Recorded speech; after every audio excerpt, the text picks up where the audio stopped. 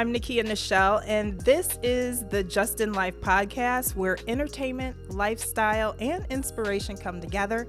So be a part of the in crowd and join me along with a guest each week in this journey to entertain, enjoy, enlighten, and enhance ourselves just in life. Okay, so today's episode is all about enlightening and enhancing. We're going to be discussing, and let me tell you right now, if you have kids in the car, at home, or wherever you're listening to this podcast, put them bad babies up because it's going to get a little spicy. Real spicy Today, because we're going to talk about self-love, but we're also going to be talking about sexual wellness. My guest today is not only a trusted expert, but she is a dear friend. Everybody, please welcome Tyomi Morgan to the In Crowd community. What's up, In Crowd? Hi. Now, Tyomi is a sexual wellness coach who has made it her mission to provide sexual education to individuals as well as couples. So that is the reason why I decided to have you on today. Yes. I think our last conversation that we had, we did a Facebook Live together. We did. Do you remember it? Vaguely. No. You know what? I remember the interview when we were at that one hotel and it was like a grass wall and it was real. Yes. Oh, it's breathing. But I do remember that we did an Instagram Live. Was it during the pandemic? No, this was way before. Yeah, because I was doing my series of Women Crushing It Wednesday. That's right. And that's when I had you on because I'm a thorough advocate of you. I think that the work that you do is amazing. So we were just talking before we started recording this podcast about the good news.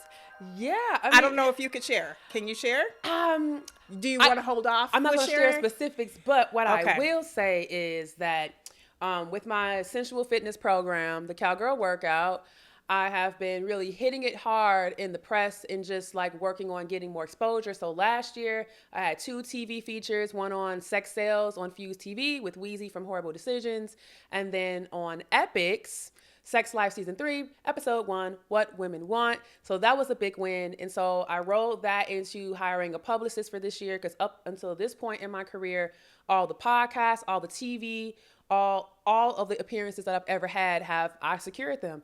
And so I was like, you know what? Let me hire somebody to help just push this through a little further to get some bigger outlets that I'm not reaching just organically. And so I did a session for the press, and we had about, I think, 9 press members that were there. 4 in person, and the other 5 had like a time commitment issue, and they got the recording of it. And so my publicist just wrote me and told me that we got a major interview for one of the top business publications in the world. So I'm super excited about that. I know they're going to like dig into my numbers a bit, but I'm not afraid of that because my numbers look really good as far as like how the brand has grown. It's one of my most successful products. And honestly, I would say one of my most impactful, and especially impactful for me as a coach, just to see how my clients evolve and grow, and to hear the success stories of the pleasure that they are experiencing from working with me. So that is like, I'm going to do a little cheers. Cheers. Clink, clink. Yes, I got water. Yes, clink. I'm dropping papers over here. I do want, for those that don't know what the Cowgirl Workout is, I mean, a lot of people are familiar. Of course, we're still growing. You're still growing. So explain to those what the Cowgirl Workout is. Yeah, so in 2014, so first of all, let me explain. I am a sexologist by trade. I started in the field of sexual health and wellness in 2011 when I started my sex education blog, glamorerotica101.com, and I also started a YouTube channel. And this was when YouTube was like first kind of getting started. Right. And I started putting up sex position tutorials because nobody was doing it, especially nobody black. And so every time I would put up, woman on top positions or cowgirl positions, women from all over the world would be like, that's cool, but what do I do when I get up there? Okay. And so I kept getting the question. And I was like, let me make some tutorials. So I did some research and I figured out like the mechanics of the whole thing. And I made some tutorials and some women got it and were like, great, this helped me out a lot. And other women were like, still don't know what I'm doing. And so I thought about it and I was like, okay, how can I teach this? And I realized that I could not teach women how to ride or how to stroke back and be active in sex without strengthening their bodies and helping them build stamina. And also focusing on the problem areas like lower back pain, knee pain, stiff hips, you know what I mean? And so I was like, we have to work out. And I know y'all don't like working out, but I'm going to make it fun. I'm going to make it sexy. And it's going to be very pelvic heavy, like pelvic work heavy. Okay. Because we hold a lot of trauma in our pelvises and everything, right? Yes. And so I developed the Cowgirl Workout and I started touring with it in person in 2016.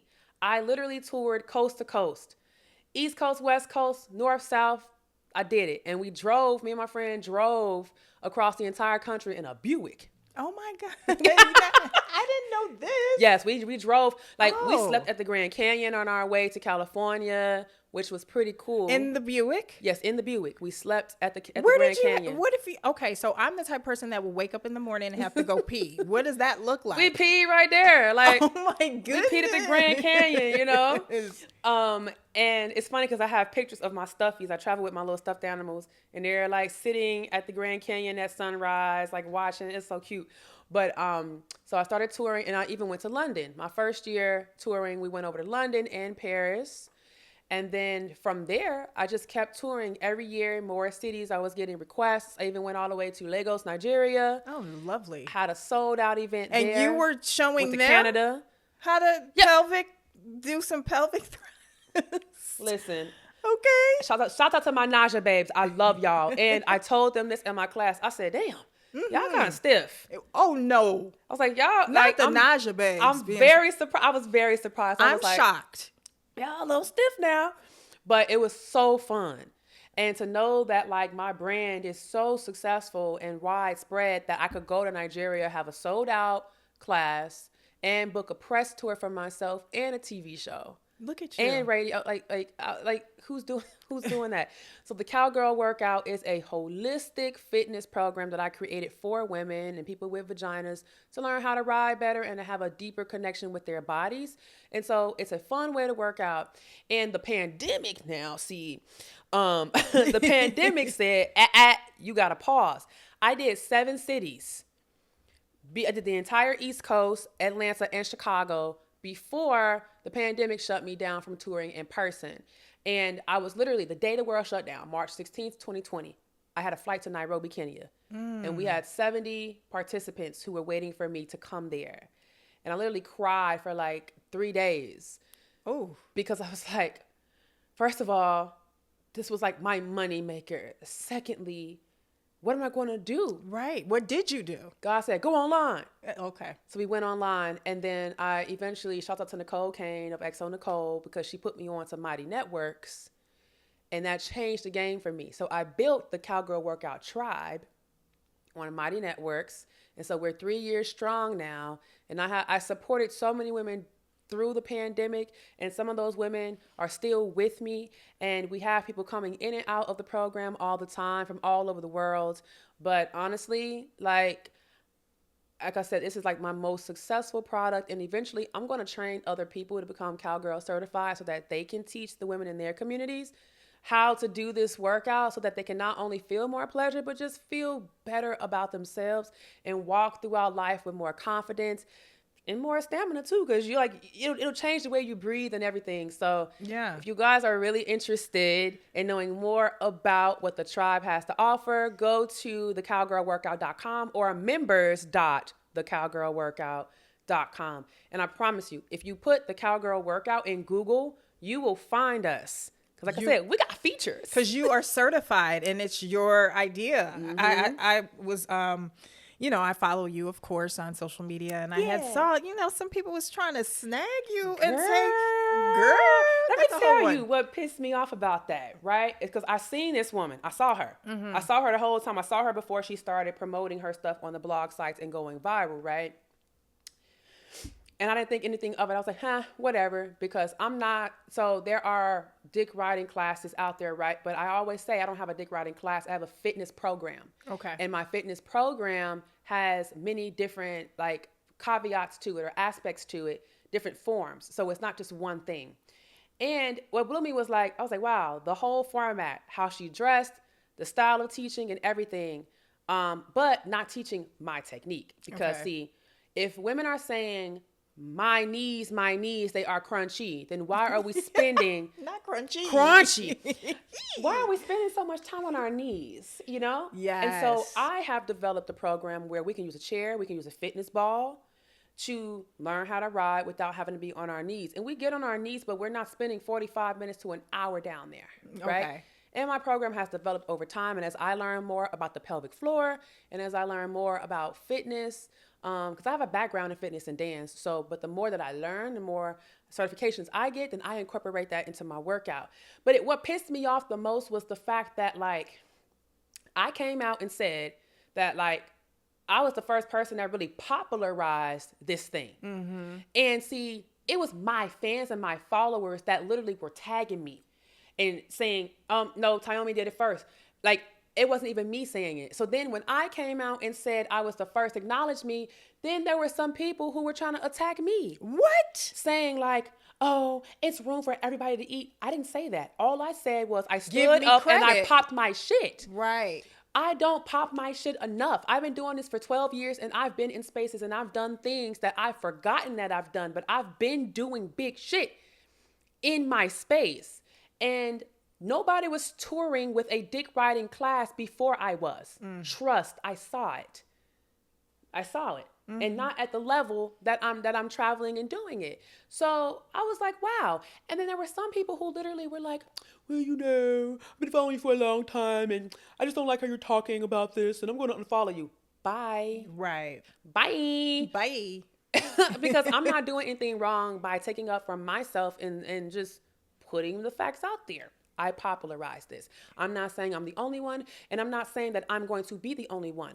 But let's just see whose program is left standing in the next 5 years. Well, I believe in you. I'm playing a bigger game. And it's not just a cash grab for me. For a lot of these programs that have popped up, it's a cash grab. And also, I have a background in sexology as well. Mm-hmm. So it's not just fitness and sexology, and also some spiritual stuff in there too, because I work in people's energy body. That's right? I've always loved you about is spirituality. And I feel like we kind of connected in that way. We did. In so many other ways too, you know. We're both tall. Yep. Look, Nichelle thinks that we're the same height. She is 5'11". We are the same I damn want to be height. her height. You know, she's a half inch taller than me. Oh, no. She don't want to be 5'11". I'll take that. You could take 5'10" and a half. No. But, you know, that and then our skin complexion is dark and lovely. Yes. And I just have always just been drawn towards you. Plus, aren't you're a Sagittarius or you're a Scorpio? I'm a Scorpio. That's why. He's a Scorpio. You're a Scorpio. Hey. And you're a Virgo. I'm a Virgo. And me and Virgo is like best of friends. That's what I know. This is what I know. Like this, like for life. This is what I know. Yes. I always am. I already know. So, but you got the perfect match. Oh, I'm just waiting on man. You know what I'm saying? It's coming. It's a coming. Mm-hmm. But I do want to talk about being, you know, a sexual wellness coach and you doing your cowgirl. Come on, we can do it. I can say it, y'all. Cow, bow, wow. Your cowgirl, you know, classes, there is some taboo still in 2023, girl, 2023, that you are still having to deal with. And when it comes to sexuality, self-love, and all the things. So how do you break down those barriers with those, you know, with the taboo still being in place and being able to get on these huge outlets and being welcome into, you know, teaching classes in different countries? First and foremost, it's about having business acumen, right? Mm-hmm. Understanding how to market yourself and how to pivot as well. So right? I've been through the fire in my career where I've had my PayPal shut down, Stripe shut down, rejected from MailChimp, rejected from Constant Contact, rejected from so many platforms because of my content being sexual content, even though I'm just teaching classes. I'm not like, doing porn or anything like that. And so I had the smarts to say, I need to focus my program in being more of a fitness-based program versus calling it a dick riding class. Okay. Because like we have a feature in Cosmo, we have a feature in Hype Bay, we have something coming out in like a Wales publication on Friday, and so they want to write about riding dick, but if it's too raunchy and it's like too much, they're not going to pick it up, even for TV. That's the thing that I just don't. Advertisers. Advertisers are extremely conservative. So like my YouTube channel has been demonetized for years. That's why I stopped producing content for YouTube, because I'm not making money there. So I was like, well, I'll return to YouTube once it makes sense for me and I can use it as a funnel. But right now, YouTube's not paying me, so I'm not putting so much effort into YouTube. So advertisers are the ones that really determine what content gets put up. Like right now, I'm working on a deal with a production company out in California. They are a Black-owned production company, and I talked to one of the co-owners, and he went and he looked at my content, right? And I told him, I said, I think I'm going to have to create new content for you guys because this content may not be suitable for all your advertisers. And then he came back literally and texted me yesterday and was like, you were right. So we need to like strategize. I said, exactly. So I'm ready to sit down at the table with you. I already have some ideas. We can brainstorm and we can get this together, because their demographic is my demographic, Black women. And I'm unapologetic about saying I'm here for everybody Black, and also saying if you resonate with my voice and you're not Black, you're welcome too. But just know, like, I'm Black and I'm here for my sisters, right? So knowing that advertisers are looking for things to be packaged a certain way, you have to have flexibility. You have to be willing to say, okay, I'm willing to bend here. Not compromise, but I'm willing to bend and shape and shift things in a way where A, I'm still maintaining my integrity and the integrity of my product, and B, I'm still conveying what it is that I want to convey as far as the impact that I want to have and the messaging. And so I've been able to be on the Doctors and Epics and all these TV shows because I know how to do that. I know how to placate to a commercial audience and advertisers, even like in how I dress, like going on certain shows. Like when I did the Jam here in Chicago, I had to like wear stuff that was covered, like when you got big titties, they just be tittying. I be trying to tell folks they just be tittying. Like you wearing a camisole and it's not like you trying to show boobs, but that's just what happens. They just be tittying. And this is where they're at, and that's where they're gonna stay. You know what I mean? What, you want me to do a crew neck? Like, it's just ugly. But it's so ugly. I cannot help it. I tell people, it's like, look now, come on, But I want to delve a little deeper about the taboo and how that affects women from exploring their own sexual pleasure. I feel that once the taboo comes in on the commercial side, and it of course affects your business, but I think that it is also a societal thing. Oh yeah.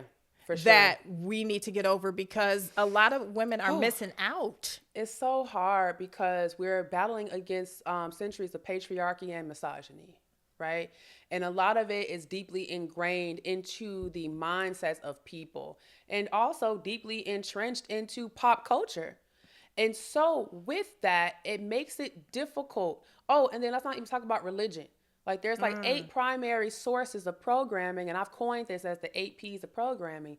You got your parents, your peers, popes, pastors, parishioners, publications, pornography, professionals, pop culture, and porn.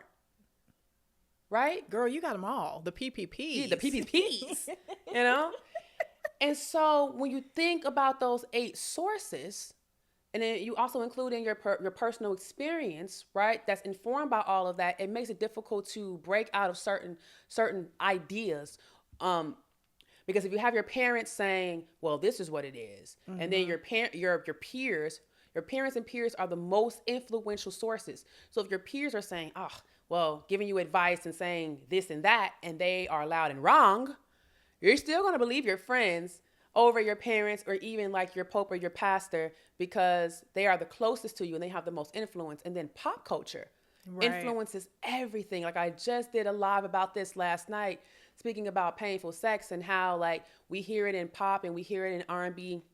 To break your back. Oh my God, especially in rap.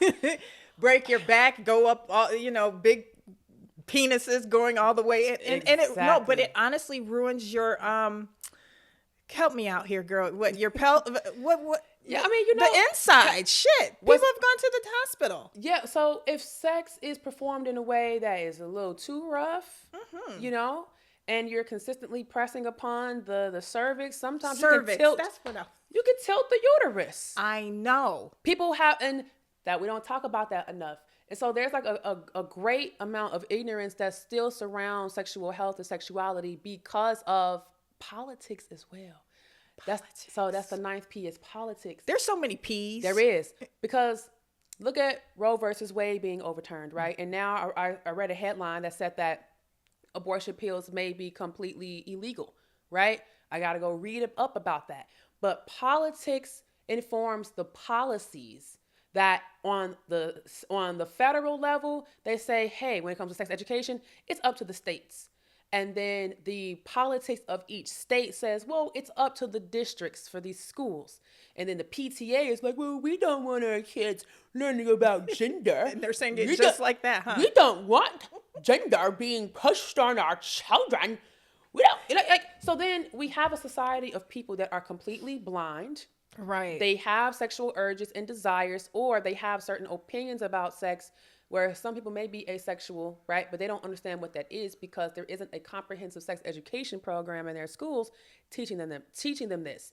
And it's so bad to the point where people don't even know the organs. Like I was watching that is what Real Housewives of Potomac. I was watching Netflix and there's this show, I can't think of it right now, where they were talking about like a lot, even women. Like, I mean, we don't know our own organs at all. Like Real Housewives of Potomac. Giselle was talking to her daughters about how she has to have a hysterectomy, right? And these girls were like teenage girls. And when she told her daughters, I have to have my uterus removed, one of the girls said, how are you going to pee? Girl, what? And her sisters were like, what? How old was she? Please. They're like 7. No. They're like 16, 17. Like they are. They should know. Teenagers. And like Giselle in her like aside interview was like, what are they teaching them in school? But at the same time, I was like, but what are you teaching them? At home. At home. Yeah. Because clearly you've never had the conversation with them if they don't know the difference between a uterus and a urethra. Lord, Jesus is far. Like, so we have a problem. And this is not just in the United States, it's worldwide. No, yeah. Sex education is in a deplorable state and we're advancing in technology, but we're not advancing in just certain like basic human civilities. Like it's very weird, very odd to me. But at the same time, what I understand is that if you can control people's sexuality, you also control their creativity and you have control over them in general. So if people don't understand the power and the magic of orgasms and how to get there and how you can use that to manifest and like also like heal yourself, they don't want us to be healthy. They don't want us to have natural sources to cure ourselves. They would rather us be fucked up and traumatized. I hope I can say that word on this podcast. But they would we'll mark it explicit. I mean, okay, sorry. So, but they do want us to stay that way because it's big money in that, in big pharma. You know, it's getting kind of deep, but it has to go there because that's where it's at. Because sexual health extends beyond just orgasms and pleasure. It's also your reproductive organ health. Right? For penis owners and vagina owners. And especially for vagina owners, like it's imperative that we pay attention to our health because our organs are internal. Yes. Like for penis owners, everything's on the outside. You can see it except for the prostate. Right. The prostate, it's another story. You got to get that checked out. And a lot of them are afraid to because there's like internalized homophobia around having things up their booty. Yeah. Anyway, not even going to go there. But specifically for vagina owners, like we don't see our ovaries. We don't see our tubes. We don't see our uteruses. The only time we're really connected with it is when we have a menstrual, child. right? Or a child. Right. Or yeah. a child. But even, girl. Yeah. No. Even then. I know. Because I know women who have had children and they're so disconnected from their bodies and they still don't even understand the functioning. And I'm like, girl, you have 4 kids popping out and you still don't know your parts. This is wild. So it's a lot. It's very layered. And so people like myself who work in this space, we're literally fighting against censorship on social media, censorship in media, and then the changing algorithms that happen consistently. We were just talking about that. Every year in Q1, that is the fear. It's like, okay, where's it going now? Where's it going now? And you have to pivot and shift so much. And so sometimes in the beginning of Q1, I just lay low. Bruh, yeah. That's the best thing to do to see where it shifts to and then get back on track. I literally have been laying low for the first, for a little bit, just posting here and there. And then I see this heavy drop. And you're like, good Lord, what's going on? I was only gone for like a few days. I want to talk, though, to women specifically, or, maybe even to, like you said, vagina owners, penis owners. You said the magic of, the orgasm and how that really helps with self altogether, right? It does. So let's go a little bit down in that rabbit hole, because I know it's pretty long. It is. But I don't want to have you too long, because you pay for parking, first of all. I almost forgot to pay for parking. Well, but I do want to give some helpful, information of why and what are those what does it look like for women that are like, okay, how can I be a part of this journey of exploring not only the importance, but what does that look like for them? What's some steps that they can take towards that? Well, I'm just first going to say, like, when it comes to orgasms, I always say it's like a reset button for the body, because there's so many chemicals that are released into the bloodstream: adrenaline, dopamine, serotonin, oxytocin, acetaminophen, like antihistamines. Yeah. Whoa. Yes. You can tonight have an orgasm and your headache will just poof, it will dissipate. You have the best sleep ever. And so that's where the magic lies. But not only in the orgasm, but in the journey towards it. Because with arousal comes all of these releases as well. The orgasm is really just a release of the energy that's been built up, right? But as you go throughout the sexual process, whether it's solo or with a partner, those chemicals are being released in the body. And so for women or vagina owners who feel disconnected from their bodies, that's where you start. It's asking yourself the question of, when did this start? Right? Okay. Right now, what I love is that we are in a time where people are focused a lot more on going to therapy, and people are more willing to call out trauma. And so you have to be willing to face the demons, right? So you're saying there could have been some sexual trauma, start exploring what that is and how to heal from that first? It could be sexual trauma. It could just be trauma in general, like trusting. Exactly. So your partner or... Because it might not be something that was a physical trauma, but it could be an emotional trauma. Right. Where maybe a desire or a request was denied, or maybe their body was shamed. Or when you think about, again, pop culture and how much we consume, if you're consuming so much content that's relaying this idea to you that your body is not accepted or okay, then you internalize that, and now you don't think that you're sexy, you don't feel sexy, you're not embodied.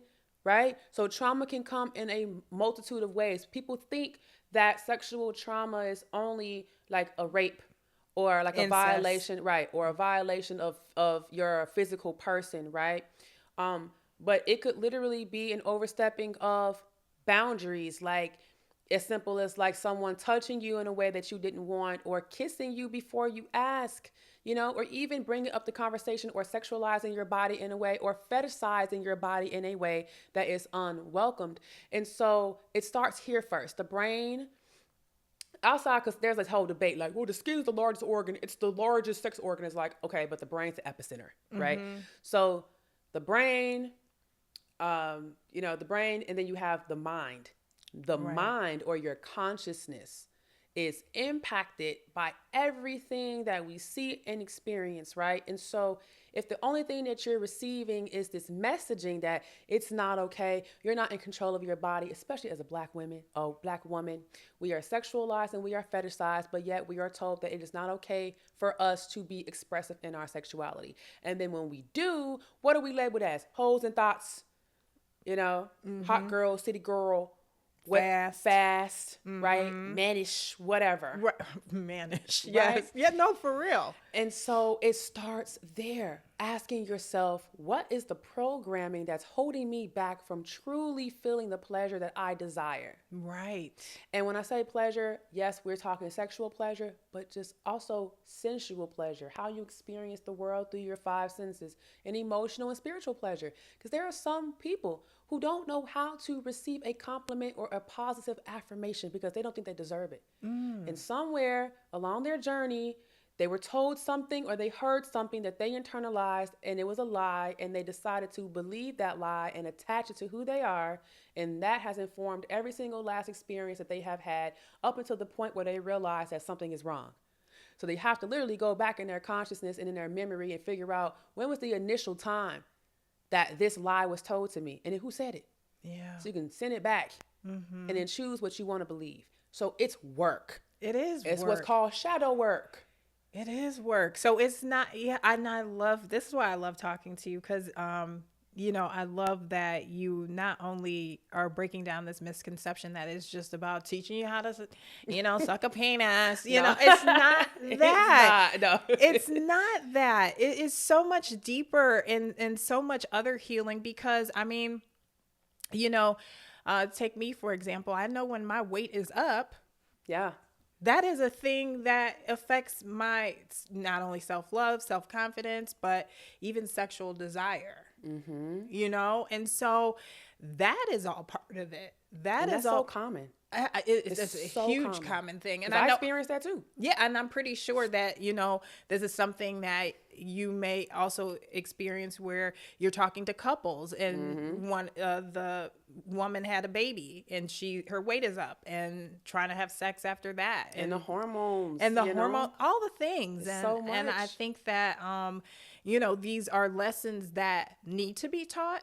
And we have never been able to have a candid conversation about them. Yep. And so every time I can get you, I want to have that candid conversation. And so when I launched this podcast, I was like, you know what? She is the perfect person. Oh God, I hope nobody can hear that. But we could hold.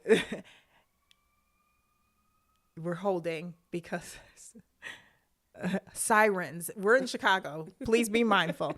But I always feel like these are conversations that need to be had, and I want to have them. And so when I launched the podcast, I was like, I know exactly who I need to ring a ding ding, ding dong, and get on here. So that goes into, the next pillar of what I wanted to talk about, and the importance of sex or self-love in order to have really good sexual wellness. And where does one, I don't want to say where does one start, but just one advice for someone that may be not in the best place when it comes to self-love, and how we can get there.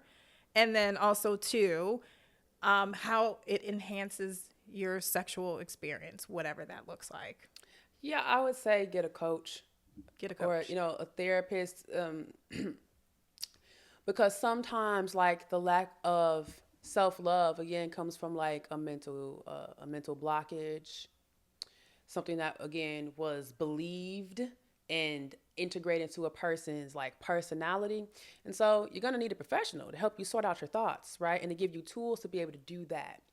And self-love looks like boundary setting as well, right? And also putting rituals and things in place that are going to help you to enrich your self-awareness and also your self-concept, how you view yourself, right?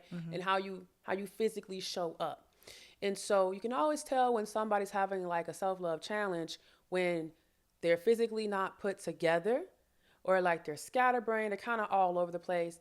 And so when you get it together, when you have somebody helping you, that not only helps you to like tap in more into all of life's pleasures, but then you become a little more curious about your body and then start to connect with it. And a coach can guide you through that process, because without a coach, you're looking at it like a big ball of yarn that you're trying to unravel. And you can't. And you can't do that by yourself. And so the enhancement of sex comes in when you have that connection, and then you know what options are available to you.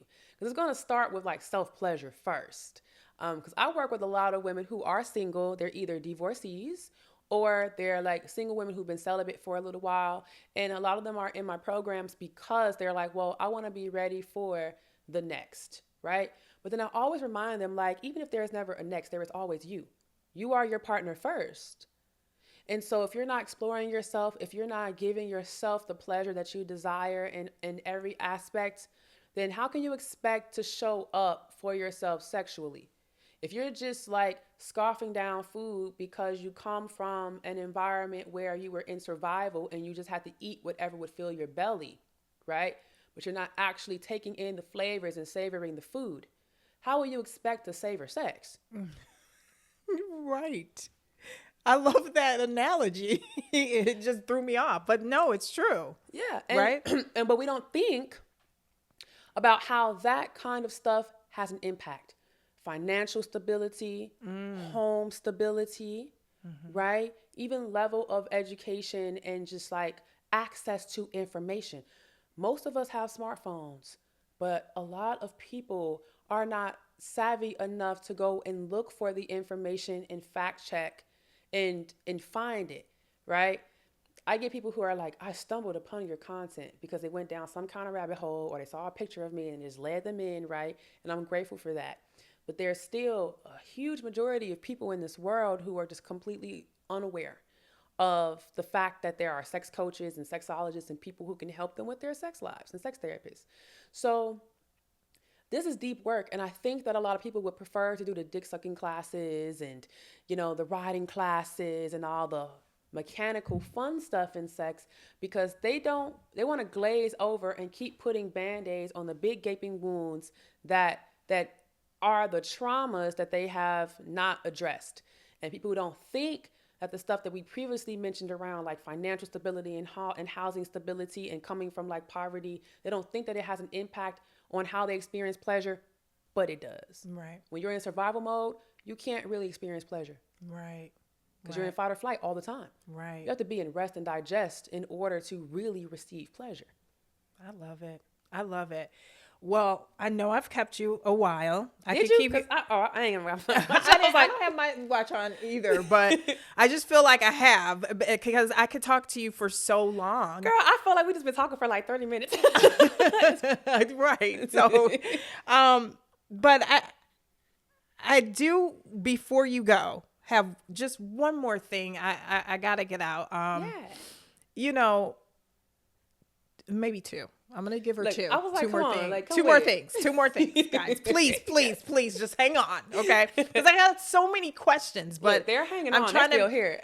I'm trying to make, give them the meat and potatoes. So, one of the things is, I have come across people, and when I'm looking at your page and looking on social media, and I've come across some people, and not everybody, but, some naysayers that'll be like, oh, she's doing too much. She's showing too much.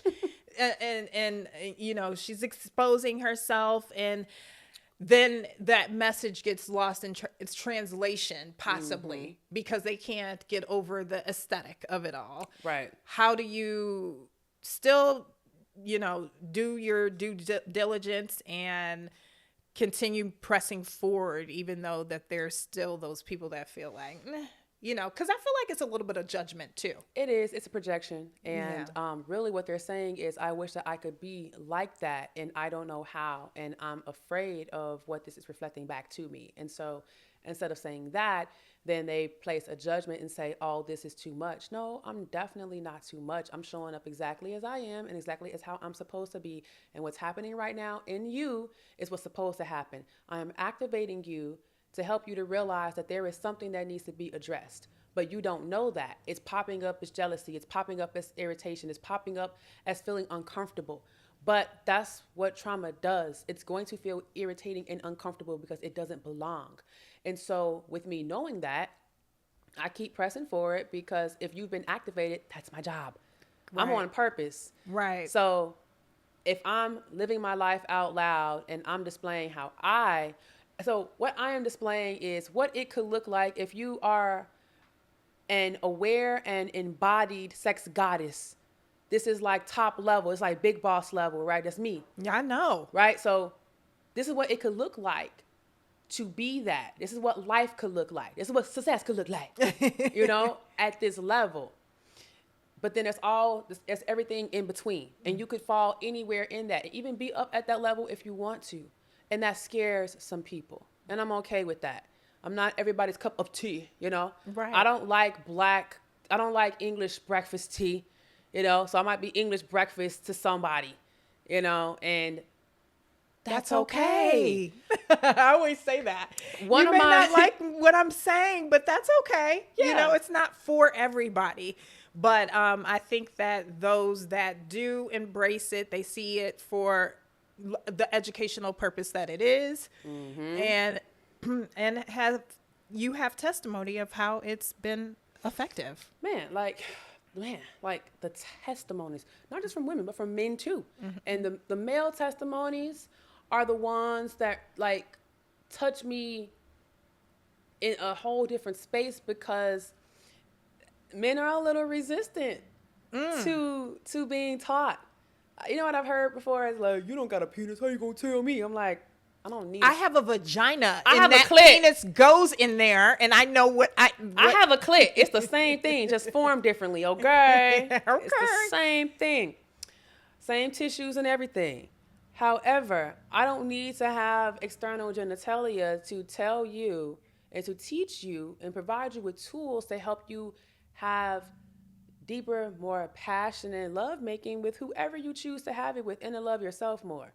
I'm a master at that. Like, I only teach what I know, and I teach what I have experienced. So I'm not just out here pulling stuff out of my butt, I hope not. Maybe in a sexual way. Right. Maybe some anal beads, but not, not like information. Right. I am well educated, and I continue to read up on things all the time. And so, naysayers gonna do what they do. Trolls gonna troll.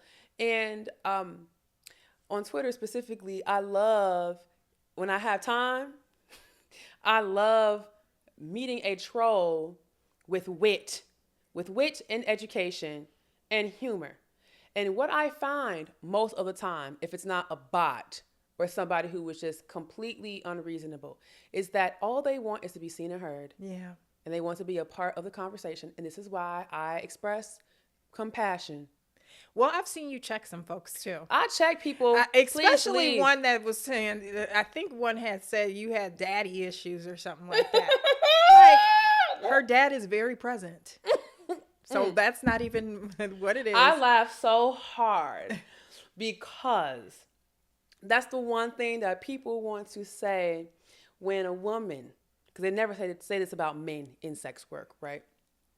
When a woman decides to go into sex work, all of a sudden now she has daddy issues. Well, the gagas, my dad was the one to encourage me to go into being a sex writer, because he was like this.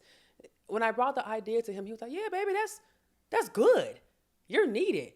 Go forth and prosper. And he checks up on my work, and he's always encouraging me. And he's always reminding me that I am the CEO of my organization, that nobody else controls it but me, right? And if I'm off my square, he'll be like, call me up. What's wrong with you? You off your square. What's going on? And give me a whole talk. See, my dad is a feminist, okay? He's lived in a house for these many years with a whole bunch of women, with 3 women yes. who are his heart. You're right. And my dad always says this, and I quote, like, anybody have a problem with what you do, you can tell them, kiss my right butt cheek and the left butt cheek, respectfully. Okay? His, not mine. Right. So he was like, what are you talking about? Right. You are an essential part of society. And I can say, toot my own horn, that I have influenced a generation of folk. I have people every day that are like, I watched you in college. And now they're like in their mid to late 20s, you know? Which means that I have informed their experience. I have brought people together who have had babies because I connected them through my Matchmaker Mondays on Snapchat. People who are engaged now to be married because of that. People who have found best friends. So I don't care about what people think because of their limited perception. My dad is my biggest cheerleader and loves me dearly. And we check in all the time. The only issue I have is not seeing him even more. He works a lot. I work a lot.